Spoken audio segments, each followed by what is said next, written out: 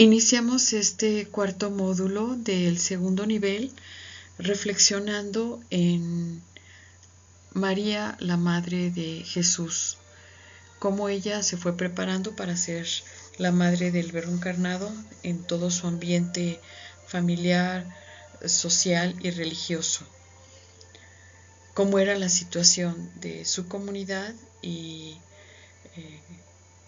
en medio de esta situación, María fue descubriendo su misión como madre del Verbo encarnado.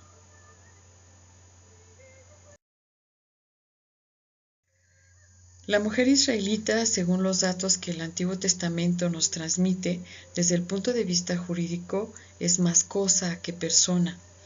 Antes del casamiento, está sometida a la autoridad del padre. Con el matrimonio pasa a ser propiedad del hombre que el padre le ha escogido por esposo. La costumbre era que el matrimonio se arreglaba entre los padres o entre el padre y el novio.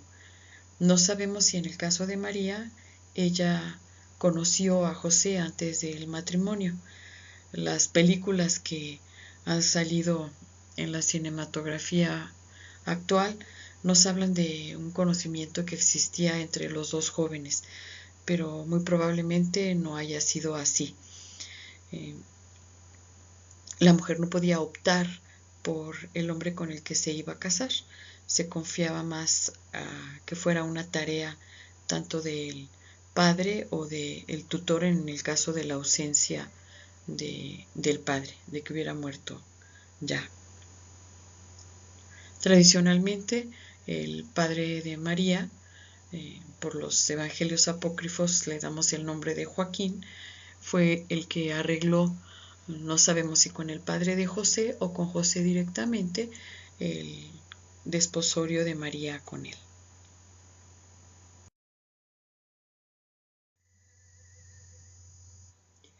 El futuro esposo debe de pagar por ella al padre una cantidad de dinero o con bienes. Es lo que se conoce como el dote. El dote era un signo de respeto a la familia, especialmente al jefe de familia de la novia.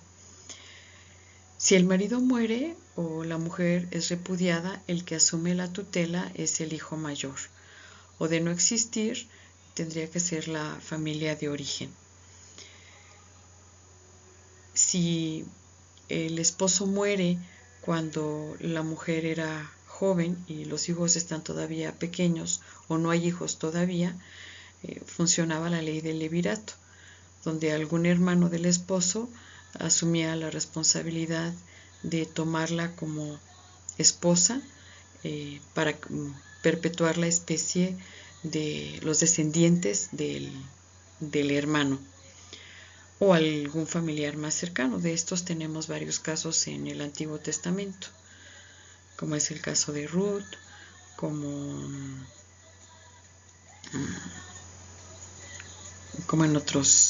en otros casos que también nos narra la Sagrada Escritura. El hombre es, más que esposo o padre de la mujer, su dueño y amo en casi todos los aspectos. No había propiamente una relación amorosa entre los esposos, sino más bien una tarea de construir la familia.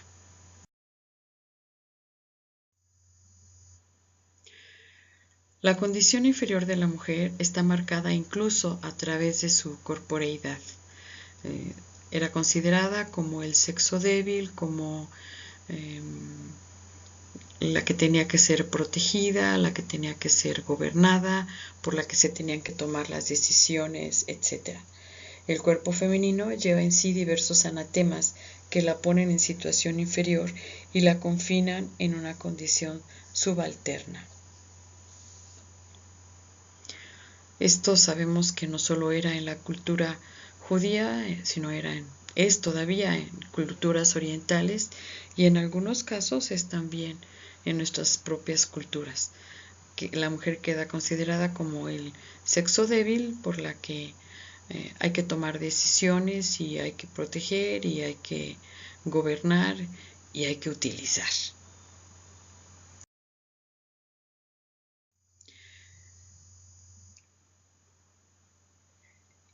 se consideraba o se considera todavía hasta la fecha que la mujer es portadora o causante de la entrada del pecado en el mundo, partiendo de las narraciones del Génesis. La serpiente se dirige a la mujer acepta la propuesta de la serpiente y es ella la que induce a Adán a pecar. Esto se veía en ella y se ve en algunas culturas como una tendencia, como una ventana de entrada para que el hombre pecara. Tener el ciclo biológico mensual era considerado como una impureza. La mujer en sus periodos no podía relacionarse con el esposo, tampoco con los hijos.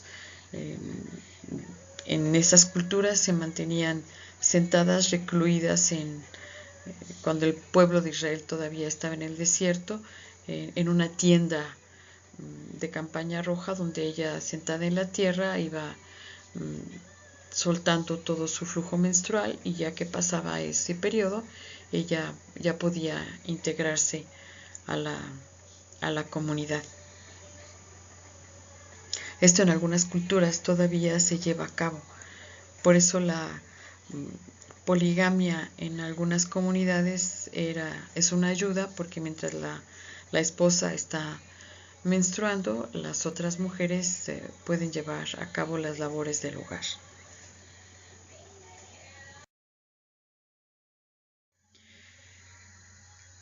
Esta situación familiar de la mujer se refleja en su condición social.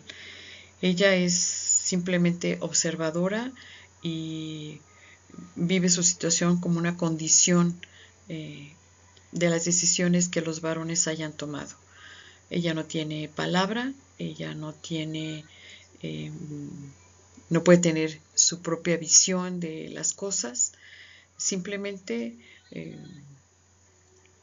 participa en la comunidad dependiendo de las decisiones ya sea del padre, en el caso de las solteras, o del esposo, en el caso de las casadas. Entonces, la idea es que participe lo menos posible, siempre y cuando cumpla con las misiones que tiene como ama de casa.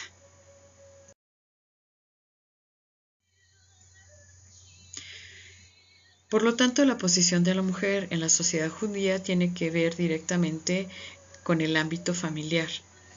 El respeto y aprecio del que goza depende del número de hijos que tenga, especialmente si son varones, y de la capacidad para llevar bien su hogar. Si la mujer no ha podido tener hijos, pues obviamente es vista como un fracaso y ella se siente fracasada. Y si tiene mayoritariamente mujeres, también no es tan apreciada como la mujer que tiene más varones. Se llegó a creer, y se llega a creer en algunas culturas, que el sexo de los hijos va a depender de la mujer, no del hombre, aunque ya con los avances médicos se sabe que el sexo de los hijos lo determina el varón. Tradicionalmente, el destino natural y originario de la mujer es la maternidad, lo que hace que el mandato de reproducción vaya dirigido al hombre y no a la mujer.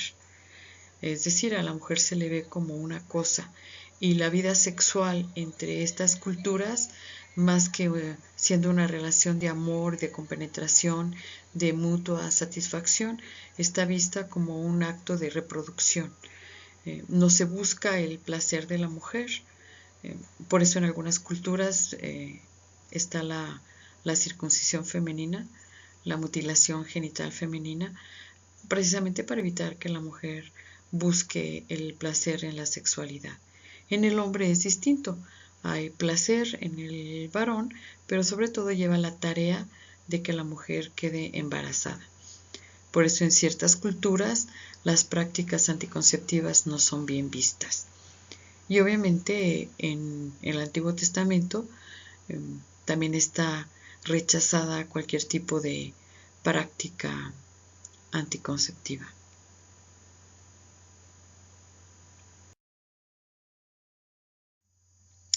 En cambio, Como en todo el Antiguo Oriente, la esterilidad se le imputa a la mujer. Nunca se cree que la esterilidad puede ser causada por el hombre. Entonces, tradicionalmente, una mujer estéril era motivo de divorcio. El varón tenía todo el derecho de darle un acta de repudio donde la mujer quedaba ya marcada como una mujer estéril, que no podía volverse a casar y que quedaba desprotegida, tanto de esposo como de padre o de cualquier miembro de la comunidad. Era una situación de verdad muy marginada de la mujer, donde las mujeres estériles o repudiadas quedaban abandonadas a su suerte.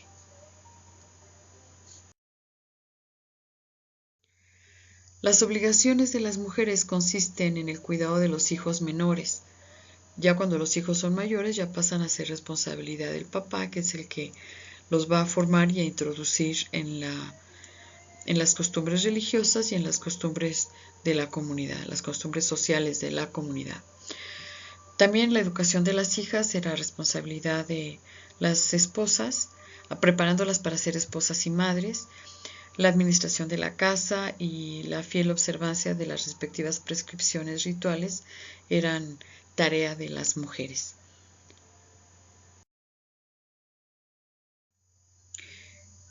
El adulterio se considera de especial gravedad y está castigado con la lapidación. Es una pena de muerte para la mujer. Mientras que el varón no incurre en falta si mantiene relaciones con otras mujeres fuera de sus esposas, ya sea que sean esclavas o que sean prostitutas o que sean presentadas por la mujer como para continuar con la reproducción en la familia. El adulterio entonces era un riesgo de muerte para la mujer, en cambio para el hombre era visto como algo normal hasta cierto punto. En algunas culturas de nuestro tiempo sucede lo mismo, a la mujer se le golpea, se le llega a matar. En cambio, el hombre, cuando más, se le puede poner alguna multa por el marido, pero ni se le golpea ni tiene peligro de muerte. Por eso el temor de José de acusar a María de haber quedado embarazada, no de parte de el hombre con el que estaba desposada, y el temor era que al saberlo la comunidad la fueran a apedrear. Entonces José decide echarse la culpa y repudiarla en secreto, es decir, desaparecer, y el que iba a quedar como el culpable del embarazo era José. Siendo un varón justo, estaba dispuesto a aceptar ese riesgo. Yo creo que eso habla de un hombre misericordioso, un hombre íntegro, que aunque no podía aceptar un bebé que no era de él, no quería poner a María en riesgo de ser lapidada. La mujer, según la ley judía, no podía solicitar el divorcio, aunque fuera maltratada, aunque fuera engañada, aunque fuera humillada, ella tenía que aguantarse. Si el padre la golpeaba, la violaba, tampoco podía denunciarlo. Y en el caso del marido, pues lo único que le quedaba era someterse y esperar a que el marido muriera. Pero ella no podía por ninguna circunstancia solicitar la separación del marido.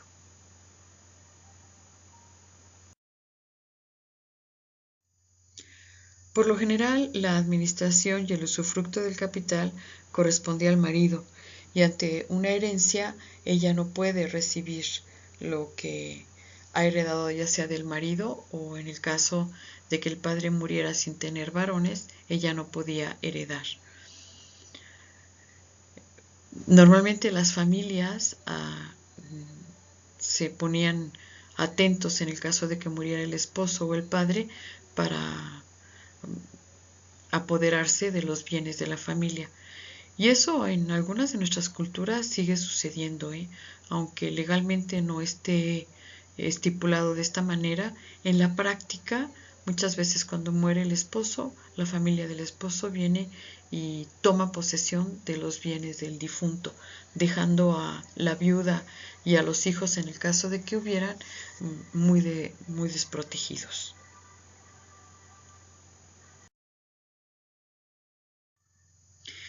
La costumbre manda que en la medida de lo posible la mujer no se muestre excesivamente en público.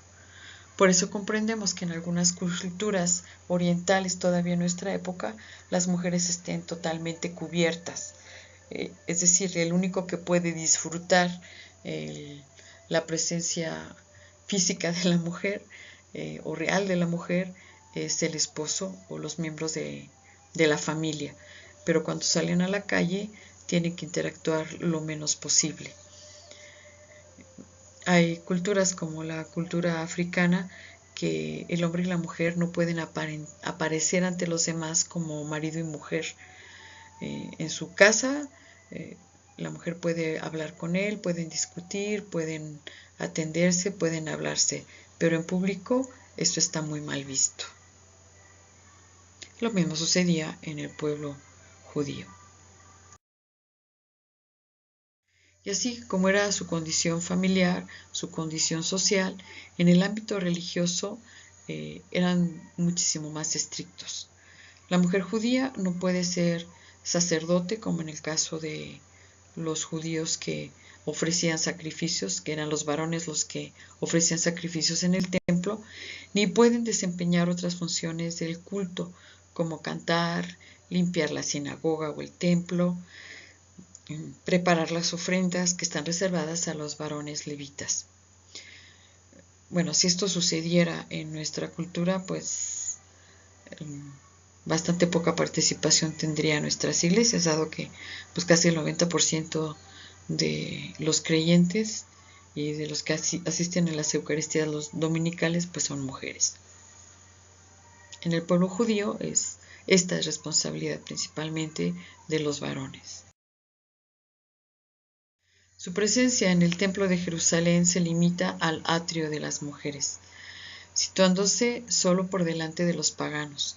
O sea, estaba el Santo Santorum, luego el lugar de los sacrificios, luego donde participaba el pueblo, varones, y luego estaba el atrio de las mujeres, donde ellas eran meramente observadoras, pero no participaban ni en los rezos ni en los sacrificios. Y lo mismo sucede en la sinagoga, donde ocupan un lugar distinto al de los hombres. Es decir, el lugar en la sinagoga donde se lee la palabra, donde se sientan los varones, donde se hace la oración, no tiene lugar para las mujeres. Todavía en las sinagogas en nuestro tiempo hay un cuarto pegado propiamente a lo que es el lugar de la asamblea, donde participan las mujeres. Y más que participar en la oración, socializan entre ellas. Cuando hay alguna mujer que tiene interés de escuchar la palabra, de hacer oración junto con los varones, desde su lugar, tiene que hacerlo en silencio y sin hacer mucho alboroto de que ella está participando en las oraciones.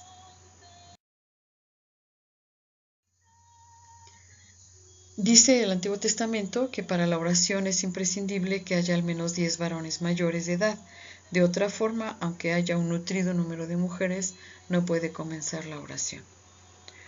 En nuestras iglesias, pues no habría Eucaristías, ¿verdad? Porque la mayor parte de los que participan en las Eucaristías, pues son mujeres.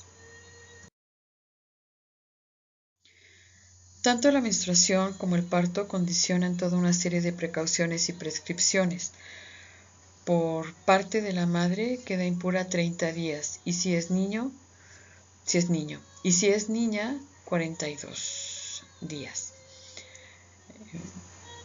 Tiene que pasar, recordaremos cuando viene la presentación del niño Jesús en el templo, también se habla de que fue el momento de la purificación de María.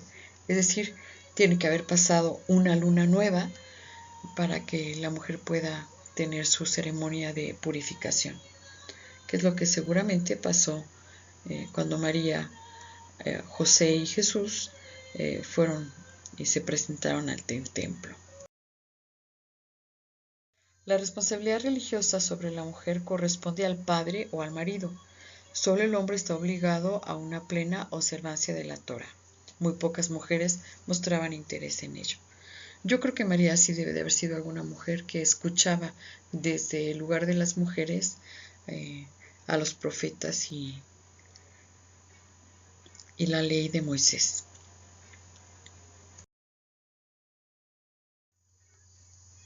Los judíos tienen una bendición matutina que rezan los varones, y parte de este rezo decía: el hombre da gracias a Dios por no haberlo creado pagano, ni mujer, ni esclavo.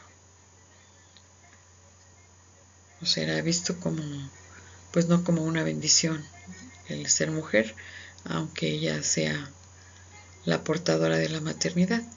En el pueblo judío es visto como, pues como mala suerte haber nacido mujer.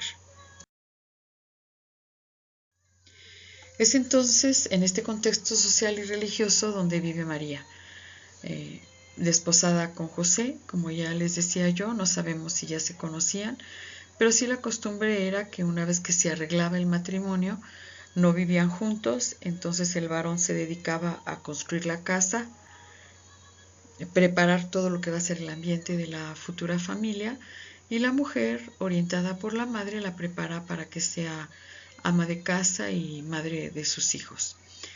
José y María vivían en un pueblecito de Galilea llamado Nazaret, y estaban sometidas a las prescripciones religiosas y sociales del judaísmo del siglo I. Entonces, muy probablemente María, educada por su madre, y José, no sé si ayudado por otros varones, iba construyendo la casa.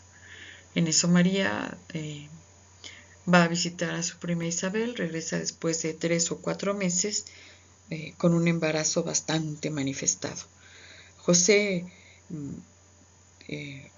no quiere rechazarla públicamente, porque eso significaría la lapidación de María, entonces decide rechazarla en secreto y echarse la culpa, pero no va a tomar a María como esposa.